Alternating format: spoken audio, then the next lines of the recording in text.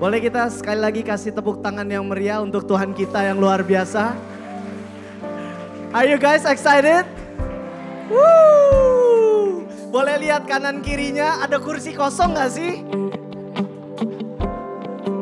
Ya, hari ini kita nambah kursi 470 dan 470-nya full, nggak ada yang tersisa. Wow, oke. Teman-teman mungkin teman-teman bisa lihat ya, semua yang teman-teman nikmati dari tadi, dari awal misa sampai hari ini, sampai sekarang gitu ya. It's because ada teman-teman servants yang berkurban, yang datang jam 1, bayangin. Ya, kita mulai acara jam 4, mereka jam 1 udah datang ke sini. Tadi saya tanya sama Nathan yang main gitar. Nathan ini tinggalnya di Serpong sonoan lagi. Serpong sonoan, jalan ke sini 3,5 jam. 3,5 jam untuk melayani kita semua, melayani Tuhan, luar biasa. Aku percaya ini spirit yang luar biasa. Ya, ini yang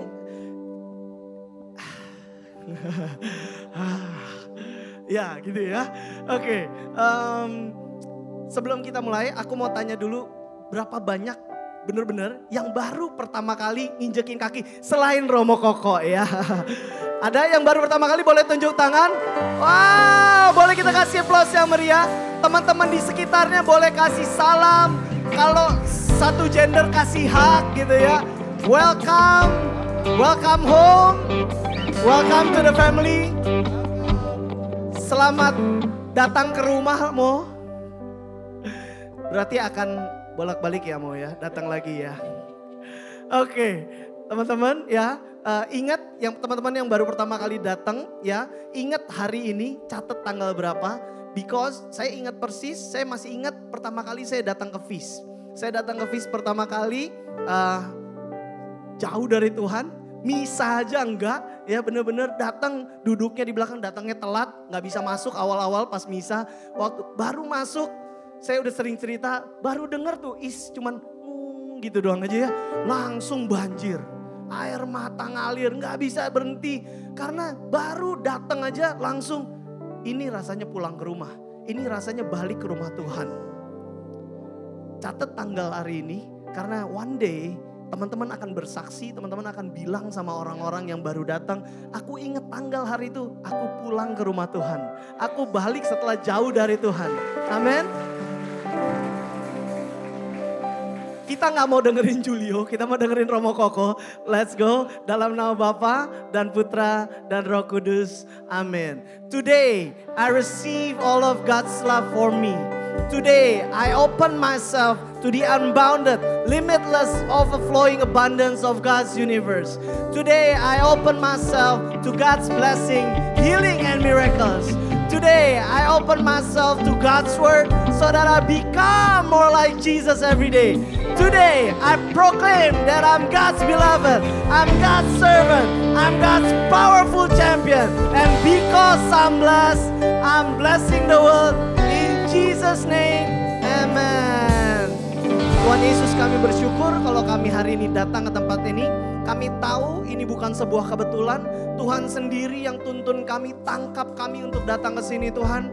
Tuhan, hari ini kami mau duduk diam di kaki-Mu, mendengarkan firman-Mu, meneliti bagaimana kasih Tuhan buat kami, bagaimana pengorbanan Tuhan buat kami. Dan kami mau memperdalam iman Katolik kami mau belajar Tuhan. Berkati kami, terangi hati dan pikiran kami supaya kami bisa menyerap, supaya kami bisa mendengarkan. Dan kami pulang dari tempat ini semakin dalam, semakin mengenal kasih-Mu, semakin tahu iman Katolik kami Tuhan. Terima kasih Tuhan Yesus, kami siap mendengarkan. Amin. Dalam nama Bapa dan Putra dan Roh Kudus. Amin. Tanpa berlama-lama lagi kita sambut Romo Koko.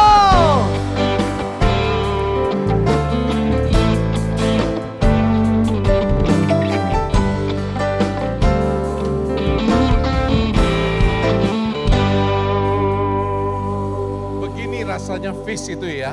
Silakan duduk, silakan duduk, silakan duduk. Begini rasanya feast ya. Seperti benar pesta Tuhan hadir di sini. Doa Santa Teresia Avila itu keren banget. Tuhan, jauhkan kami dari muka masam. Dan benar loh, doanya menjadi nyata dalam feast. Sore ini Romo dari tadi lihat gak ada yang mukanya masam. Mukanya berkelimpahan berkat, amin. Mukanya semua wajahnya berseri-seri karena Tuhan tinggal dalam hati kita, amin. Diaminin dong. Saya Romo Koko, sebelum kita mulai sesi Anda punya 2 kesempatan untuk tanya apa aja tentang saya. Karena kalau tidak kenal Anda tidak sayang. 2 pertanyaan. Anda akan dapat merchandise nanti bagi yang tanya, hadiah. Silakan. Saya hitung sampai 5, kalau enggak kita akan siap tidur mendengarkan materi ini. 1, 2, 3, 1 pertanyaan, 2 pertanyaan. Silakan langsung berdiri. Saya Sumatera Selatan, bagus. Ada pertanyaan yang lebih bermutu? Yang 2? Silakan. Yang baju putih silakan langsung aja. Ya. Deketin. Romo Koko kenapa ketawanya hihihi?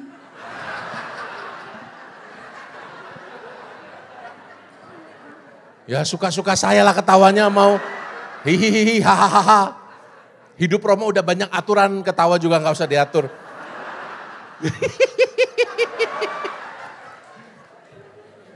Jadi Monsinyur Uskup Agung Palembang, Monsinyur Yohanes Yono itu pernah tanya ke saya, Romo coba itu ketawanya nggak kayak kuntilanak kata dia.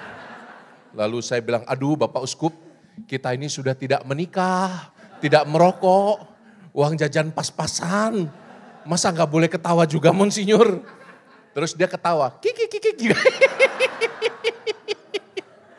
Kenapa ya memang bawaannya begitu, udah ya. Satu lagi lah, ada yang lebih bermutu? Aduh, pertanyaannya silakan siapa yang yakin bahwa pertanyaannya bermutu gitu loh. Yakin gak bermutu? Ya yang berdiri dulu silakan, yang berdiri. Dia udah yakin banget berdiri. Awas lu gak bermutu lu ya. Namamu siapa Nona? Selamat sore Romo. Selamat sore. Wah, dari suaranya sudah lembut mendayu-dayu. Saya paling suka suara seperti ini. Coba ulangi dari awal. Selamat. Jadi grogi. Selamat sore Romo. Selamat belanja. Kadang-kadang Romo saking gabutnya pengen disapa perempuan, saya pergi ke Indomaret cuma beli tisu aja. Hanya untuk disapa. Gimana, Nona namanya siapa? Saya dengan Maria Evelyn. Pertanyaanmu? Pertanyaan saya, jujur ini pergumulan saya dan mungkin semoga ini jawaban Tuhan hari ini. Aduh berat ini. Gimana? Wah bermutu sekali ternyata pertanyaannya. Saking bermutunya berat. Apa pertanyaanmu Evelyn? Saya menikah 2 agama. Dan sampai hari ini. Maksudnya kamu menikah dengan 2 pria dengan 2 agama? Berbeda agama, berbeda gereja. Berbeda agama, berbeda gereja. Oke. Ya. Dan sebelum hari ini, saya benar-benar menjadi pergumulan saya, apakah saya harus ikut suami atau saya lanjut di iman Katolik saya. Dan entah kenapa hari ini ada acara ini, mungkin semoga jadi jawaban buat saya. Catat tanggalnya. Saya berharap suatu hari nanti kalian bisa membaharui ikatan sakramen perkawinan kalian di tempat ini. Dan kebetulan saya juga punya 2 anak laki-laki. Iya. Entah kenapa dari... Anda punya 2 laki-laki? Anak laki-laki. Anak laki-laki. Romo congek sebelah jadi kamu ngomongnya harus... Entah kenapa dari kecil saya selalu mendoakan anak saya yang kedua untuk menjadi pastor. Dan beberapa kali dia bilang ya mungkin gitu. Mungkin, ya. Jadi saya minta tolong doanya juga. Ya, saya akan mendoakan dia. Ya. Tuhan patahkan tulang rusuknya Tuhan. Jangan. Biar tulang rusuknya nggak kembali gitu loh. Kan katanya kalau dapat Hawa dapat istri itu kan tulang rusuk yang hilang katanya ya kan. Enggak, Romo bercanda. Udah itu aja Romo. Itu ya. Ya. Semoga impianmu, ini jarang loh ada mama-mama yang mau berdoa bagi panggilan imam untuk anaknya? Jarang sekali. Biasanya Tuhan panggillah demikian banyak anak laki-laki asal bukan anak saya. Tapi hari ini kita mendapat declaration of abundance yang luar biasa. Engkau tahu bahwa anak bukan milikmu. Engkau tahu bahwa anak itu seperti mata panah yang Tuhan titipkan. Engkau tarik busurnya. Tugasmu mengarahkan ke tempat yang paling baik. Dan dia akan melesat sesuai dengan rahmat Tuhan dan dengan doa-doa seorang mama. Terima kasih banyak ya. Saya bisa menjadi Romo karena doa mama saya. Mama saya sampai hari ini setiap hari mendoakan Romo. Dari saya kecil dulu. Dan Anda juga bisa buat itu. Para mama, angkat tangan, para mama, tinggi. Yang punya anak tinggi. Para mama, semoga anak Anda menjadi suster Romo.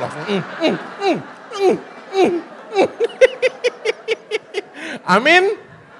Oke, kita lanjut ke materi ya. More than just actions. Ini patung santo siapa ya gambarnya ya? Santo siapa ini? Halo? Saint Joseph ya. Nanti ada hubungannya dengan materi kita hari ini. Next. Budaya tampil dan krisis rohani. Jadi Romo ingin mulai dengan statement sederhana. Godaan serba exposure zaman sekarang ini. Seolah-olah membuat kita merasa bahwa pelayanan kita itu tidak berarti kalau tidak dilihat orang. Pelayanan Anda yang kecil-kecil di dalam keluarga sebagai istri, ibu rumah tangga, sebagai suami, sebagai bapak. Kayaknya nggak punya arti kalau nggak di show off gitu. Makanya kita kadang-kadang bekerja demikian keras supaya duitnya bisa kita tabung dan kita bisa jalan-jalan ke luar negeri, ambil foto yang paling baik untuk diposting di Instagram. Supaya orang tahu bahwa kita a happy holy family. Ngerti nggak? Seolah-olah kita itu baru berarti kalau kita itu ada yang diekspos kepada orang lain. Sekarang ini zamannya exposure, di mana-mana orang berlomba untuk tenar, untuk kelihatan. Sehingga performa rohani kita menciptakan kelelahan batin. Anda tahu ya, kisah di Amerika, statistik menunjukkan bahwa remaja putri usia 14 tahun ke bawah, tingkat mengakhiri hidup mereka sendiri, itu naik sampai 3 kali lipat semenjak ditemukannya platform sosial media, pasca 2014 ke atas. Itu naiknya sampai 3 kali lipat. Karena apa? Orang cenderung membandingkan hidupnya dengan hidup orang lain. Dan bagi remaja putri, ini jauh lebih rentan. Jadi untuk Anda yang punya anak-anak remaja, putra putri, coba perhatikan ya sosial media mereka. Kadang-kadang tanpa sadar itu menimbulkan kecemasan yang berlebihan. Karena melihat bahwa hidupku kok nggak seindah hidup orang-orang lain. Oke? Apa akibatnya? Kadang-kadang dalam pelayanan kita merasa gagal kalau tidak terlihat, tidak dihargai, tidak dipuji. Kamu hebat ya, kamu tadi singer keren ya, suaramu wow, musikmu wow, pacarmu wow.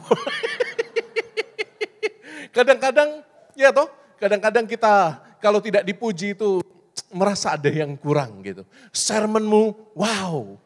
Nah ini budaya yang menciptakan krisis rohani di banyak segi.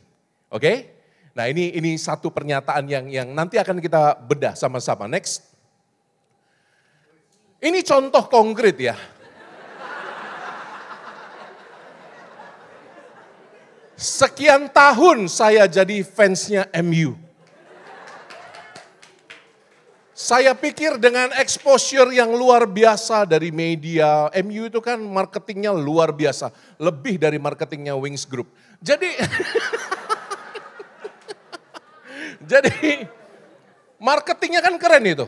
Dia membrand dirinya sebagai klub sepak bola ternama. Pemain-pemain mahal dia yang punya selain Real Madrid tentu saja.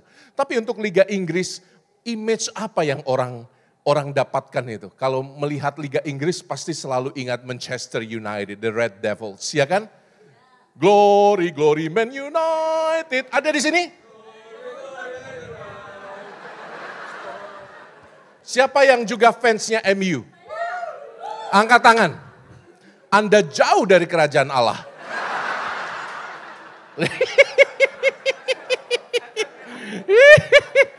Karena apa? Sementara 5 tahun terakhir ini, statistik juara-juara, lihat itu, ada Everton, ada AC Milan, ada Barcelona, ada macam-macam, Liverpool. Dia tidak dapat trofi satupun 5 tahun terakhir ini. Sehingga saya penasaran, saya kunjungi sendiri stadionnya. Saya masuk ke stadionnya. Saya berkati supaya menang. Karena di bawahnya ada kapel. Anda tahu nggak MU kenapa Romo favorit MU? Tanya dong. Kenapa Romo? Tanya dong. Karena Sir Matt Busby dari sejarahnya, itu seorang Irish, dia Katolik tulen, dan pemain-pemain awal MU itu dapatnya dari mana? Saringan Liga Misdinar. Jadi misdinar antar paroki diadu, yang paling bagus diambil masuk ke MU. Dan mereka setia misa mingguan pada saat itu. Sekarang sih udah enggak, makanya kalah. Kayak gini loh, kadang-kadang yang ditampilkan itu yang keren, tahu-taunya zong. Nah ini. Termasuk yang sedang foto di sana ya, zong. Next. Tidak kurang dari J.L. Schellenberg, dia mengatakan dia memberi, ini seorang Canadian philosopher yang sangat terkenal. Dia memberi argumen kalau Tuhan itu maha baik. Mestinya Tuhan nongol aja dong. Langsung membelah langit dan mengatakan pada semua manusia di bumi ini, halo, saya Tuhan. Bertobatlah, hai gitu ya. Jadi semua orang gampang percaya dan ikut dia. Kan begitu, kalau dia maha kuasa, hai, saya Tuhan. Selesai perkara, tidak ada lagi kejahatan dan tidak ada lagi orang yang menderita. Karena tahu, melihat dengan mata bahwa Allah hadir. Itu argumennya J.L. Schellenberg. Ini Romo sederhanakan, argumennya nggak sesederhana itu. Berlembar-lembar bukunya, sampai rambut saya memutih. Belum rontok sih. Katanya kalau orang rambutnya rontok, agak botak di depan itu katanya pemikir ya. Kalau botaknya di belakang orang pintar. Kalau dari depan sampai belakang dia pikir dia pintar. Kata Schellenberg, nggak ada di sini ya. Kalau ada itu hanya fiksi ya. Bukan kebetulan. Romo suka godain orang, maaf ya. Nanti dosanya akan saya akukan minggu depan. Kalau ingat. Jadi J.L. Schellenberg ini bagus banget. Dia mengemukakan satu argumen yang kita mau jawab apa orang Kristiani. Dia mengatakan kalau Tuhan maha baik harusnya dia nongol aja dong. Tapi jawaban iman Kristiani begitu mendalam. Iman Katolik mengajarkan bahwa Allah itu memang bekerja tanpa harus kelihatan. Hidden but holy, sesuai dengan seri Anda. Next, ada satu konsep yang namanya Deus absconditus. Ini bukan jenis penyakit kulit, ini bahasa Latin. The absent God, jadi Allah yang tidak terlihat. Ketersembunyian Tuhan bukan tanda ketiadaan, tetapi strategi kasih setia. Mengapa? Karena kalau Tuhan itu menampakkan wujudnya kepada semua manusia, maka kita tidak lagi bebas. Kebebasan kita dirampas. Allah tidak mau robot yang percaya, oh iya ya, dia ada. Itu namanya robot, diprogram. Allah memberi kita kehendak bebas, supaya kita bisa memilih mencintai dia, dan menyerahkan hati kita kepadanya. Maka Tuhan berkata kepada Thomas, ingat enggak? Hai Thomas, berbahagialah mereka yang tidak melihat tetapi, kenapa Tuhan menyebut kita berbahagia? Karena kitalah yang punya kehendak bebas. Kita dengan bebas memberikan cinta kita dengan iman percaya walaupun tidak melihat. Jadi Allah kadang-kadang menyembunyikan dirinya untuk membuat kita ini bebas.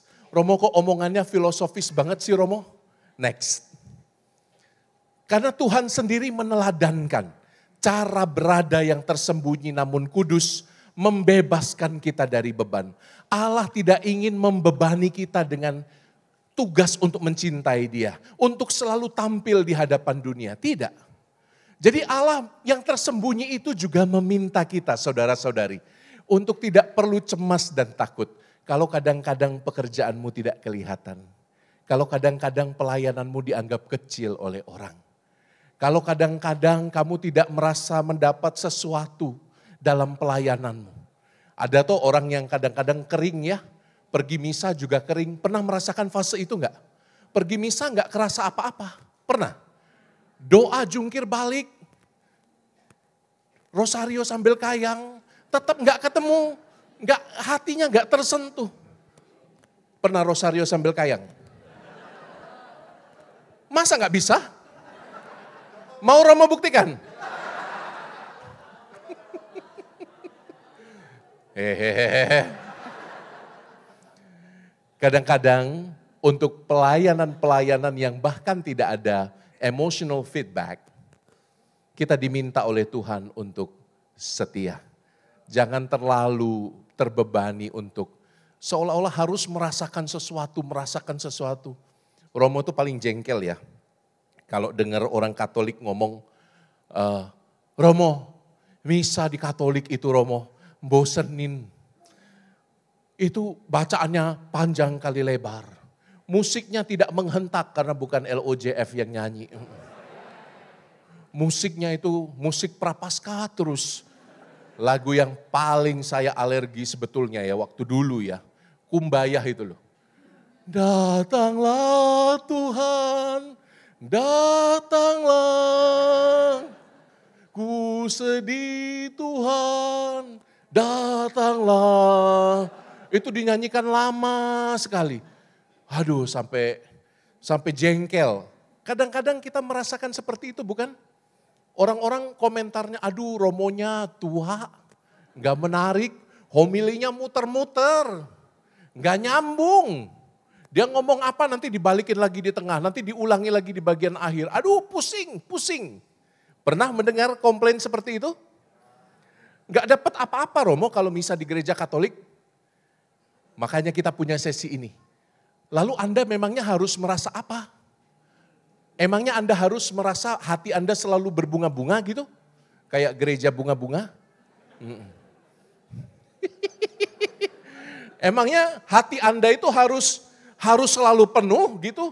Harus sampai meneteskan air mata karena merasa utuh penuh gitu? Enggak. Kita itu menyembah Tuhan, tidak pakai perasaan.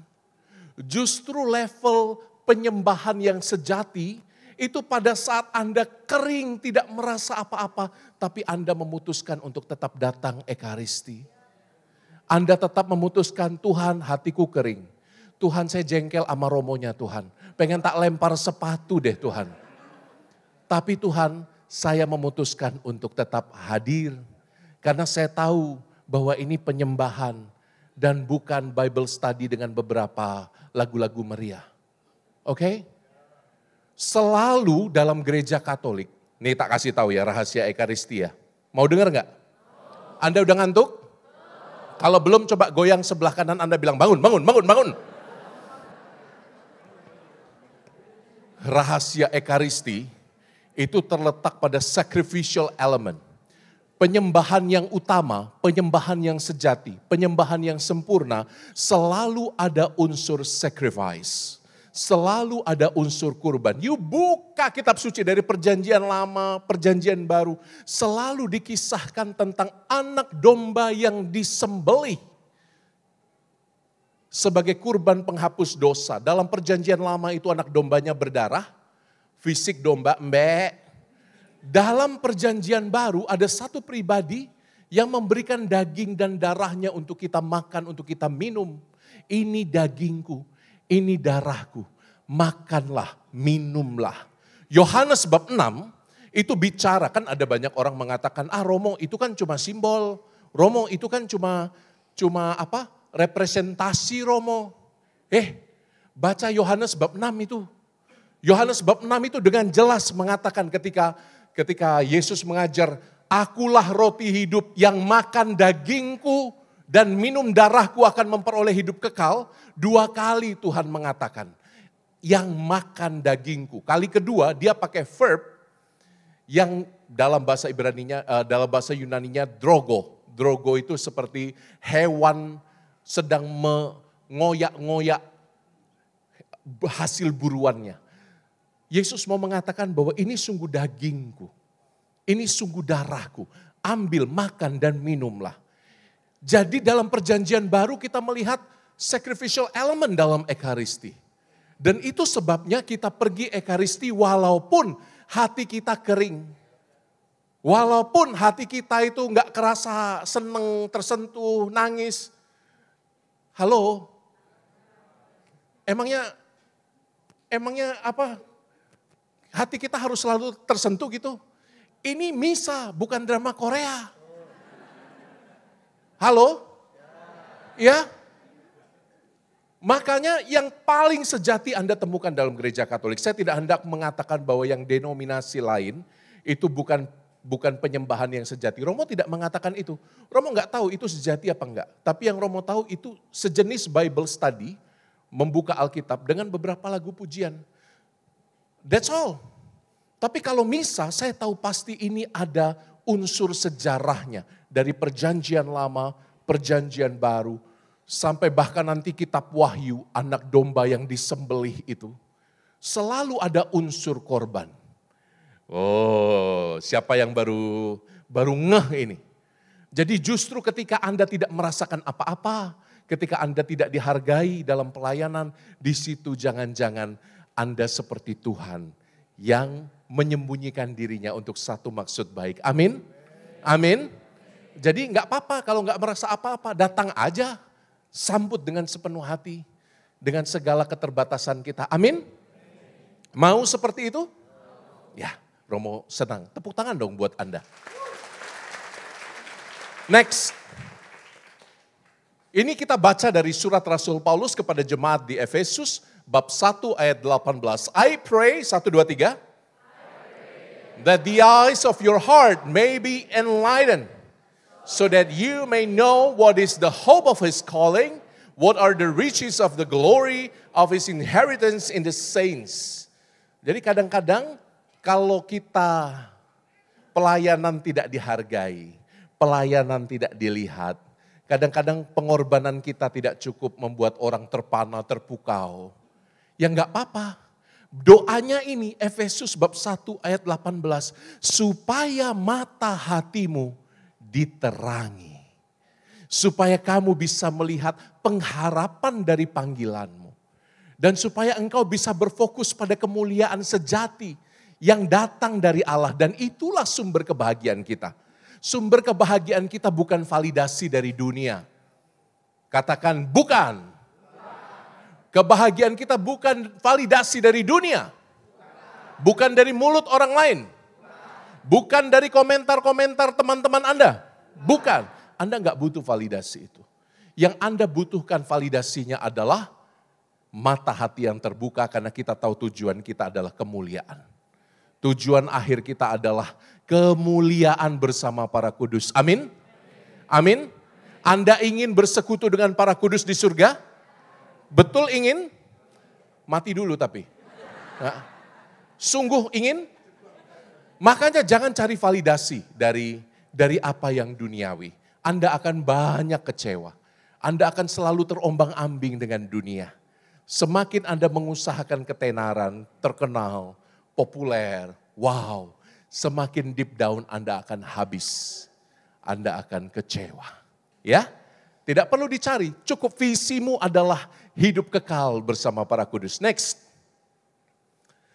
Maka dalam kerja, Romo ingin mengatakan satu hal, dalam hidup Anda, jangan bedakan antara altar dan yang bukan altar. Kadang-kadang kita lupa ya bahwa penyembahan dalam bahasa Ibrani, avodah, nanti akan diserap dalam bahasa Arab, ibdah, lalu akan jadi ibadah. Ya akar katanya inilah sama-sama. Avodah itu artinya hidup, life, a seamless life of work, worship, and service. Jadi tidak ada bedanya antara kamu melayani altar, melayani sesamamu, melayani orang-orang di luar rumahmu, semuanya menjadi satu kesatuan. Jadi ibadah menurut orang Yahudi itu tidak dipisah. Yang seperti Romo cerita tadi, ingat dalam homili, tidak ada perpisahan antara apa yang kita rayakan di altar dengan yang di luar altar. Pekerjaan kita baca sama-sama. 1, 2, 3.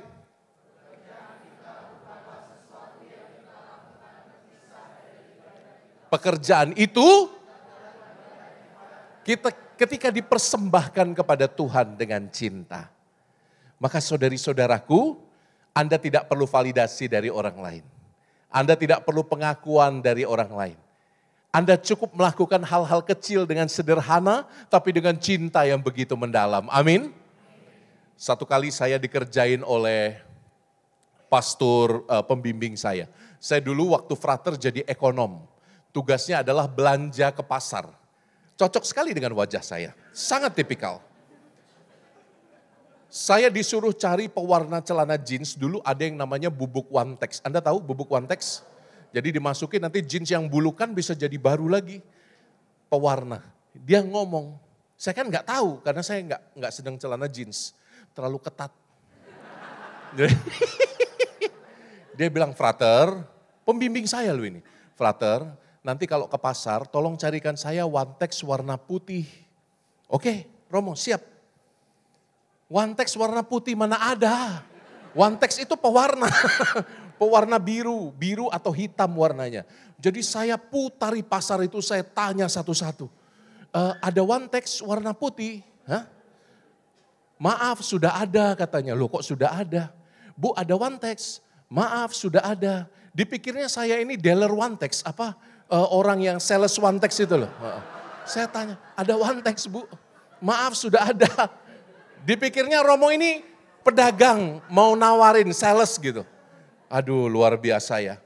Saya sempat kecewa karena dikerjai oleh pendamping saya itu.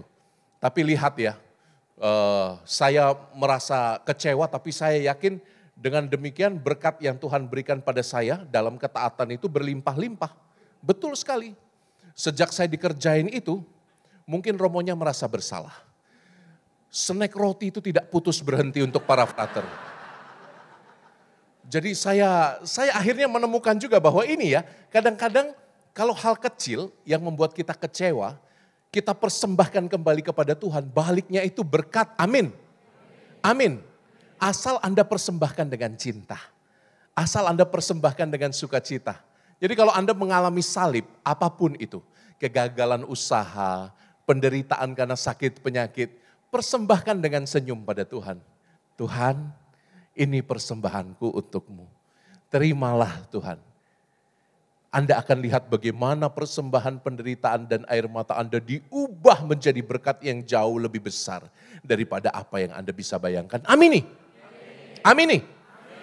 Jadi jangan memisah-misahkan antara kerja dan doa. Jangan dipisah. Kerja Anda ya doa Anda. Persembahan hidupmu itu. Jadi Anda tidak butuh sekali lagi validasi dari yang lain. Tuhan akan berikan berkat yang cukup untuk Anda. Amin. Next, ini contohnya. Seorang wanita sederhana, namanya Beata Kiara, ini hamba Allah ini ya, belum Beata. Dia dalam proses beatifikasi, hamba Allah Kiara Corbello Petrillo, orang Italia. Ibu rumah tangga biasa. Dia tidak cari validasi dari orang lain. Dia mama biasa. Mama yang kandungannya selalu gagal di awal-awal perkawinan. Kandungannya itu gugur terus. Sehingga dia satu kali berziarah dan berdoa mohon supaya kandungannya yang satu ini jangan gugur. Dan betul kandungannya tidak jadi gugur, satu anak ini. Tapi ketika dia mengandung anak yang handsome ini anaknya ketika sudah gede, ketika dia mengandung anak ini, sesuai dengan permintaannya Tuhan kabulkan, dia kena kanker, kanker rahim. Jadi rahimnya harus diangkat. Tapi itu berarti apa? Berarti apa kalau rahimnya diangkat? Babynya harus diangkat. Dan dia bertahan. Dia bilang pada dokter, saya tidak ingin membunuh bayi saya. Saya akan berusaha untuk mempertahankan dengan cinta. Dan Tuhan izinkan bayi itu lahir. Sampai disusui yang itu, tetapi kankernya menyebar kemana-mana. Termasuk dia kehilangan mata kanannya karena kankernya sudah menyebar kemana-mana. Dan dia meninggal, tapi dia meninggal dengan tersenyum. Dia meninggal dengan mengatakan tidak apa-apa pada suaminya. Dia bertanya pada suaminya, kamu sedih gak kalau saya meninggal? Suaminya bilang, ya sedihlah. Tapi kata si calon beata ini, Kiara bilang, ya saya juga sedih meninggalkanmu. Tapi ada surga, ada kemuliaan surga yang nanti akan menunggu kita berdua. Dan dia bertahan demi anaknya. Anak itu lahir dan kemudian karena cerita ini menyentuh hati banyak orang, dia meninggal dengan tersenyum dikelilingi banyak saudara. Dia bahkan mengadakan pesta perpisahan dengan teman-temannya. Jadi tidak boleh ada yang berduka. Dia mengadakan pesta, makan bersama, sharing bersama, berdoa bersama. Lalu ketika dia meninggal ada begitu banyak mujizat terjadi. Ketika berdoa dengan Santa ini bersama Santa, calon Santa maksud saya. Dan ini adalah suaminya dan anaknya yang sekarang sudah berusia 15-an tahun atau 17 sekarang mungkin. Dan dia akan bisa mengikuti kanonisasi dan beatifikasi untuk menyatakan dia menjadi santa. Mama yang menjadi santa dalam gereja. Saya berharap ya di antara Anda akan ada santo dan santa yang hidupnya seperti ini. Dia hidupnya tersembunyi, mama biasa, luar biasa. Tapi cintanya luar biasa, amin. Yang dia lakukan sama seperti mama yang lain, tapi cintanya luar biasa. Dia persembahkan penderitaannya untuk Tuhan. Dan saya harap akan ada banyak santo-santa yang hidupnya reguler macam ini. Kalau ini kan hidupnya irreguler, tidak umum hidupnya. Yang pakai jubah ini kan tidak umum. Yang ini sudah banyak yang jadi santo-santa karena jubah mereka. Tapi yang papa dan mama, kita butuh lebih banyak santo dan santa dari papa dan mama. Tepuk tangan untuk Anda semua. Kalau di biara itu kita hidup teratur. Kita hidupnya itu memang kalau jalani hidupnya baik-baik aja lurus-lurus pasti masuk surga itu biara itu. Enggak kawin itu berat tahu. Jadi dan Anda yang berjuang di tengah dunia harus bekerja, mendidik anak, merawat anak, membahagiakan pasangan. Itu hidupnya jauh lebih berat dan itu sebabnya Anda diberkati dengan kesempatan untuk menjadi santo dan santa dengan lebih lebar daripada kami. Amin? Amin? Kok Anda gak yakin sih? Anda gak yakin ya? Coba Anda salami, yuk jadi santo, yuk jadi santa. Salami kanan kiri Anda, yuk jadi santo, yuk jadi santa.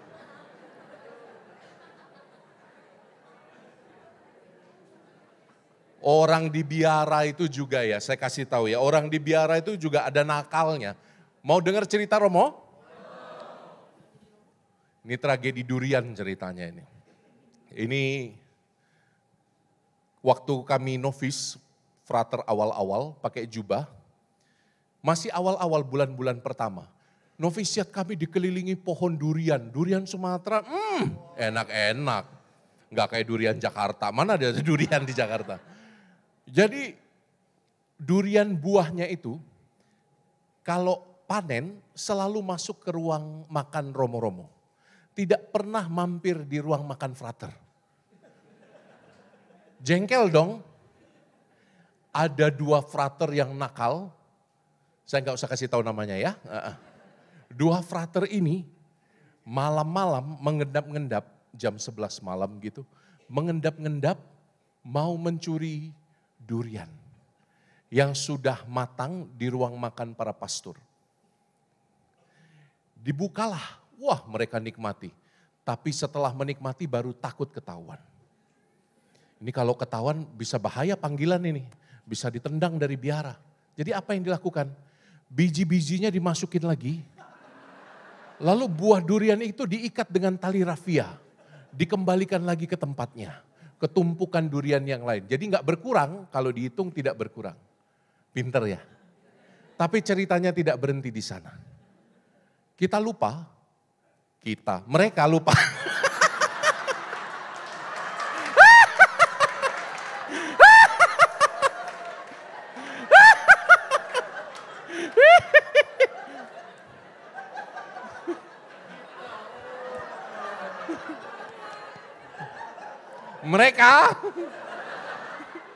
Mereka lupa bahwa kami mendapat kunjungan dari seorang misionaris Amerika datang.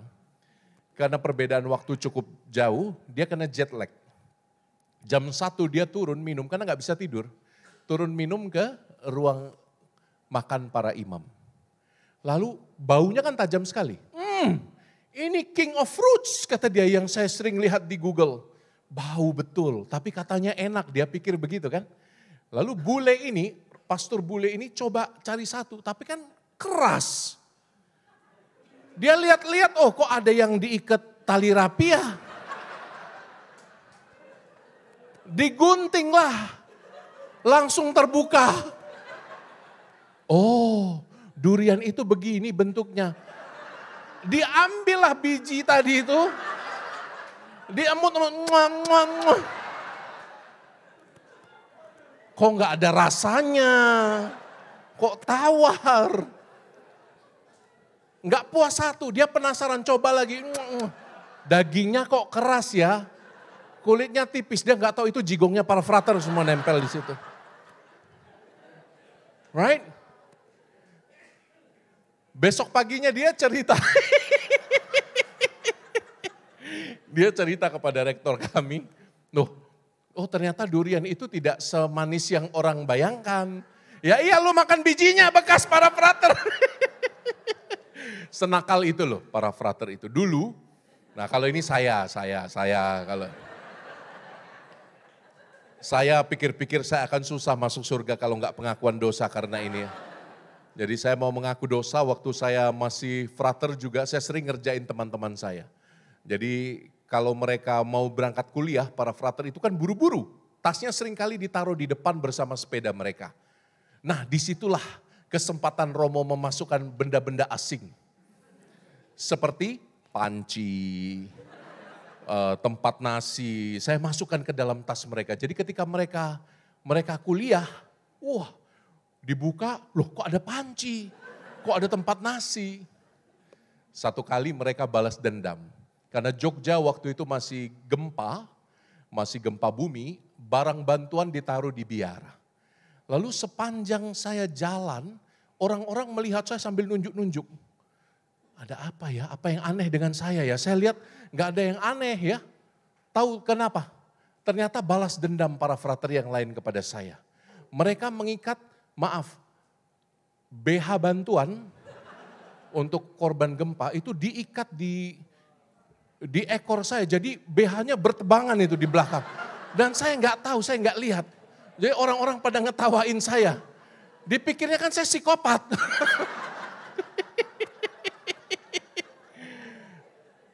Jadi sama aja sebetulnya kita sama-sama berjuang untuk kekudusan ya.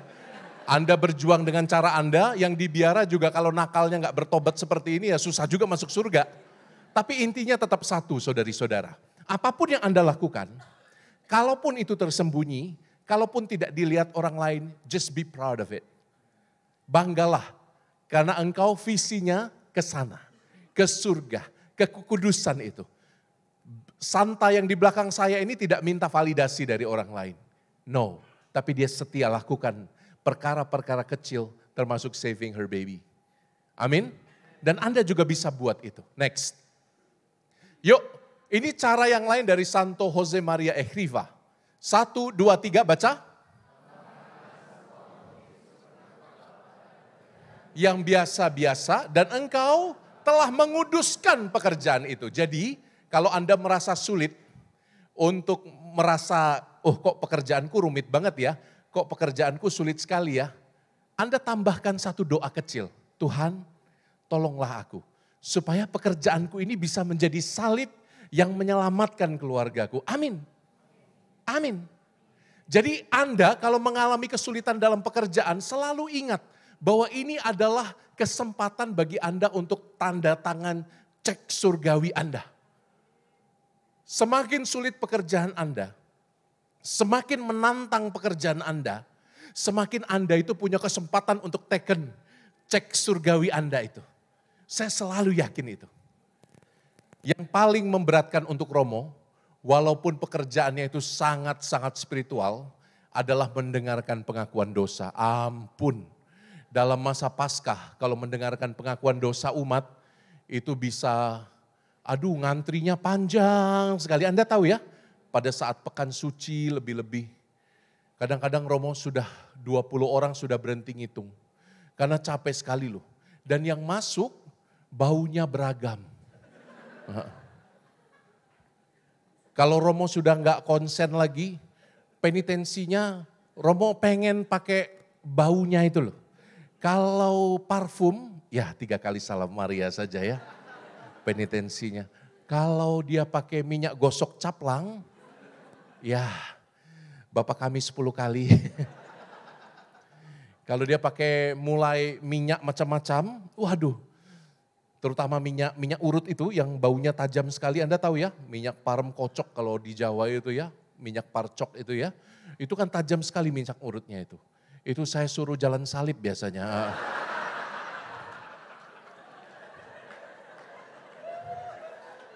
Pakai lutut.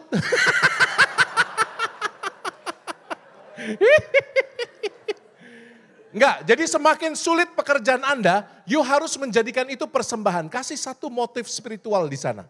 Dan kata Santo Jose Maria Escriva, pendiri Opus Dei, Anda telah menguduskan pekerjaanmu itu.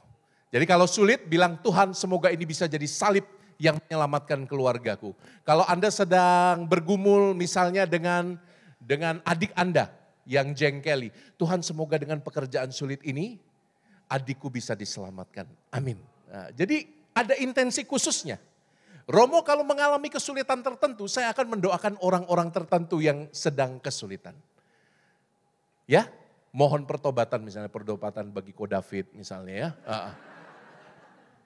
Next, dan kita punya satu santo yang luar biasa yang tadi jadi gambar di depan. Bapa dalam bayang-bayang. Santo Yusuf ini terkenal karena tanpa kata dia mengguncang sejarah. Tidak ada satupun kata yang diucapkannya. Tetapi ketaatannya mendidik sang penebus. Luar biasa loh. Bunda Maria punya kata-kata dalam kitab suci enggak? Banyak, banyak. Aku ini hamba Tuhan. Jadilah padaku. Apalagi kata-kata Bunda Maria. Jiwaku memuliakan Tuhan. Magnificat itu. Doa yang panjang itu. Ya toh? Bunda Maria banyak kata-kata. Santo Yosef pernah berkata-kata enggak dalam kitab suci? Halo? Pernah ada kutipan langsungnya enggak? Yosef berkata titik 2 tanda petik, ada? Enggak ada. Yosef bekerja dalam diam. Dan dia sekali lagi tidak butuh tampil. Dia tidak butuh untuk show off. Dia tidak butuh untuk menunjukkan siapa dia. Dia bekerja di balik layar. Dalam bayang-bayang. Itu keutamaan Santo Yosef. Tapi lihat ketaatannya membesarkan sang penebus. Santo Yosef ini laki-laki sejati. Pria tidak bercerita.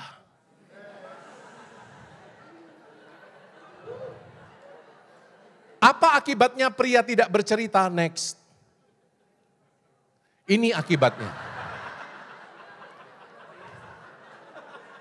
Akibat dari pria tidak banyak cerita, semua obat sakit kepala, mulai dari anak kecil sampai anak yang gede, itu semuanya gambar laki-laki. Anda pasti baru sadar ini. Semuanya, Bodrex, Panadol, Oskadon, bahkan Panadol anak-anaknya aja anak laki-laki. Pria tidak bercerita. Ini akibatnya.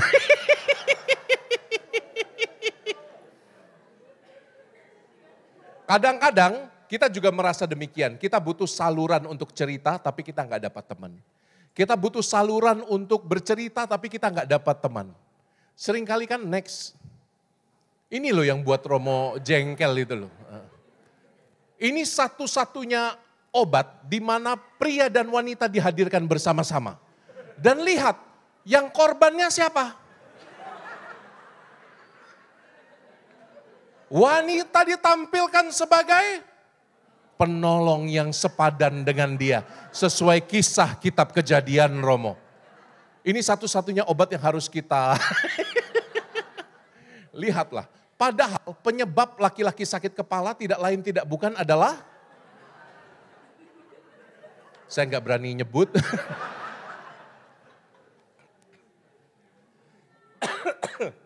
Kopiku mana ya? Aduh. Saudari-saudara, yang makan buah terlarang sehingga berdosa itu siapa pertama kali? Yang makan pertama loh. Yang makan pertama.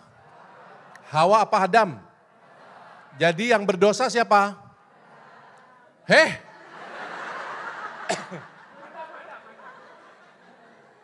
Yang berdosa pertama kali siapa? Yang makan siapa? Yang makan buah pengetahuan itu siapa? Hawa. Jadi yang berdosa pertama?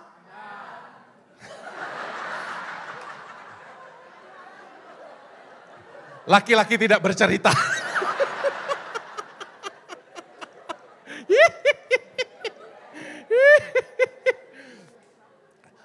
Si Adam itu makannya belakangan, makan cuma satu gigit. Sehingga nyangkut di tenggorokan karena cuma satu gigit aja. Ini namanya, Romo gak ada ya daging semua nih. Tapi kalau Anda punya jakun, itu bahasa Inggrisnya apa? Adam's apple. Apelnya Adam. Menurut legenda, yang Hawa dia makan 2, turunnya agak jauh. Legenda.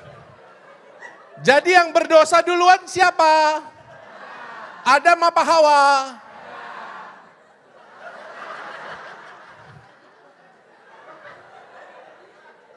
Yang berdosa duluan tetap Adam. Laki-laki tidak bercerita. Kenapa? Karena diyakini oleh para ahli tafsir kitab suci, kemana Adam ketika Hawa sedang digoda. Kalau saja Adam ada di sisi Hawa dan tidak pergi main biliar, main pedal sendirian. Kalau dia nggak nongkrong di kafe sama temennya, mungkin Hawa tidak akan jatuh dalam godaan dosa. Ya, jadi yang bersalah tetap ini loh.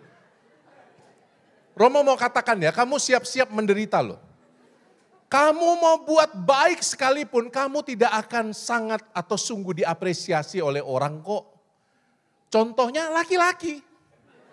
Kita udah berusaha sekuat tenaga, masih dibilang nggak cukup kerjanya. Istirahat sebentar dibilang pemalas. Ngeluh sedikit dibilang lemah. Sakit dibilang manja. Mati. Itulah. Kamu itulah laki-laki, nggak bisa jaga kesehatan. Lihat kalian semua, perut-perutnya ikut pria-pria prenagen semua, lihat. Nah. Jangan menunjuk ke saya. Dalam hal ini, you bisa lihat Santo Yusuf. Ada paralel yang sangat keren antara Yusuf dalam perjanjian lama. You tahu, ingat kisahnya dalam perjanjian lama, kitab Kejadian? Ingat? Kitab Kejadian itu setelah kitab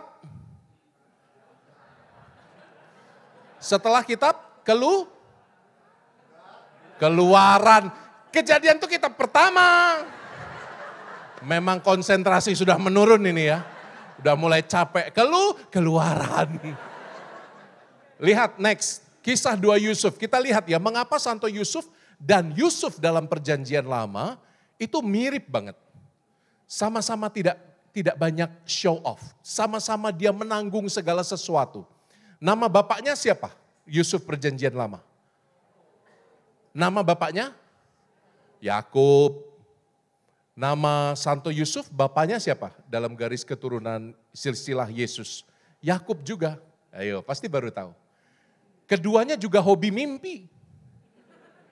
Yusuf dalam perjanjian lama mimpinya tentang saudara-saudara, dan dia juga membantu Firaun menafsirkan mimpinya. Ingat kisah itu? Ingat nggak kisahnya? Ingat dong, dia juga ahli mimpi.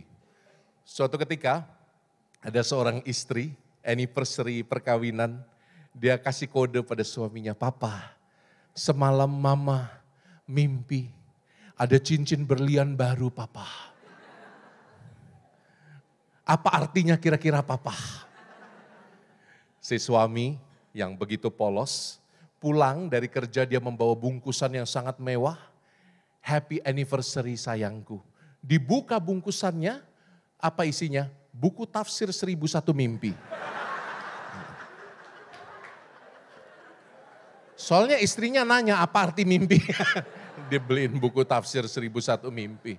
Saudara-saudariku, dua-duanya juga bermimpi. Santo Yusuf dalam perjanjian baru juga menerima bimbingan ilahi melalui mimpi. Ingat kan?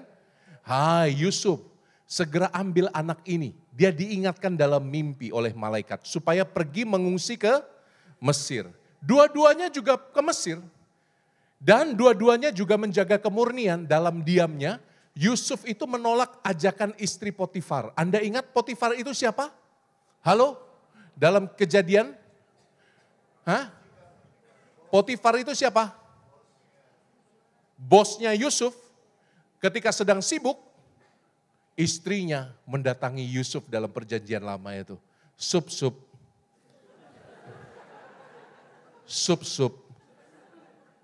Ayo bobo dengan saya, Sup. Ini. Tapi apa yang dilakukan? Dia menolak. Dia tidak mau menjaga kemurniannya. Yusuf juga demikian dalam perjanjian baru. Dia menolak untuk mencerai, dia menolak untuk melaporkan Maria yang sudah mengandung lebih dulu. Ingat? Dia menjaga kemurnian Maria pasangannya. Indah sekali ini. Paralel dua Yusuf ini. Next. Masih ada lagi dua-duanya dibawa ke Mesir. Penderitaannya sama-sama menderita. Satu dijual oleh saudaranya. Yang satu karena pengungsian merasa cemas. Dan yang terakhir, kalau Yusuf dalam perjanjian lama menyediakan gandum fisik bagi Mesir dan belahan dunia yang lain. Yusuf dalam perjanjian baru memelihara dan memberi makan Yesus, sang roti hidup. Jadi Anda lihat aksi mereka keduanya dilakukan tidak dengan heboh. Keduanya dilakukan tidak dengan drama-drama. Karena sekali lagi pria tidak bercerita. Ya tapi ini bukan hanya berlaku bagi para pria. Para wanita juga bisa melakukannya. Syaratnya apa? Bersandar pada kemurahan hati Tuhan. Kita dengarkan kebenaran firman Tuhan dari Kolose bab 3 ayat 3. For you have died and your life is hidden with Christ in God. Santo Paulus selalu mengamanatkan ini. Jangan cari validasi dari dunia. Karena dunia sudah mati. Di dalam tubuh kita keduniaan mati. Di dalam tubuh kita kedagingan kita mati. Kedagingan kita diubah oleh kebangkitan Yesus. Sehingga identitas kita yang adalah anak-anak dunia dihapus. Menjadi anak-anak terang. Anak-anak Allah. Amin. Kadang-kadang kita lupa ya masih mengikuti kedagingan kita. Padahal kedagingan kita sudah dimatikan oleh Tuhan. You tahu nggak teman-teman? Ini beberapa kali pelayanan pelepasan kuasa gelap. Orang yang bersekutu dengan jimat-jimat itu ya supaya dia sukses. Orang yang hobi kedukun, cari ilmu ini, ilmu itu supaya dia kebal. Supaya dia bisa dapat cewek yang cantik pakai ilmu pelet, ilmu hitam. Nanti ketika pelepasan, mereka akan menunjukkan identitas aslinya bersama kuasa gelap. Rata-rata pada jadi hewan. Entah jadi macan, entah jadi monyet, bertingkah seperti hewan. Anda baru tahu ya ini ya? Mau lihat? Gak usah lah ya, serem soalnya. Satu sahabat saya bahkan menjadi ular karena dia dimasuki oleh ilmu hitam yang mengubahnya itu kayak ular gitu loh. Dan dia bertingkah seperti ular, lidahnya itu menjulur setiap beberapa detik. Beberapa detik sekali, wah saya paling senang godain dia. Karena dia sakitnya 3 minggu kayak gitu, lidahnya keluar seperti ular. Sampai Romonya juga doa puasa, pelepasan untuk dia. Tapi selama 3 minggu itu saya bahagia sekali. Kalau saya masak Indomie, saya deketin dia. Dia nggak bisa makan kan, lidahnya keluar terus.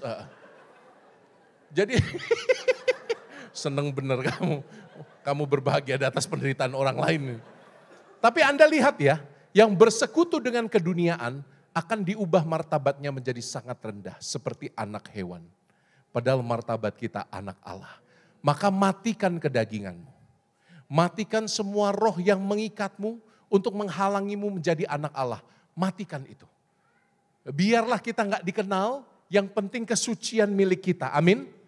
Biarlah kita nggak populer, biarlah pekerjaan kita kecil dan remeh-temeh, tapi kekudusan milik kita. Amin. Anda tidak perlu show off. Karena apa? Kerendahan hati yang akan dihitung pada akhirnya. Amin. Itu aja dari Romo, terima kasih banyak untuk Anda semua.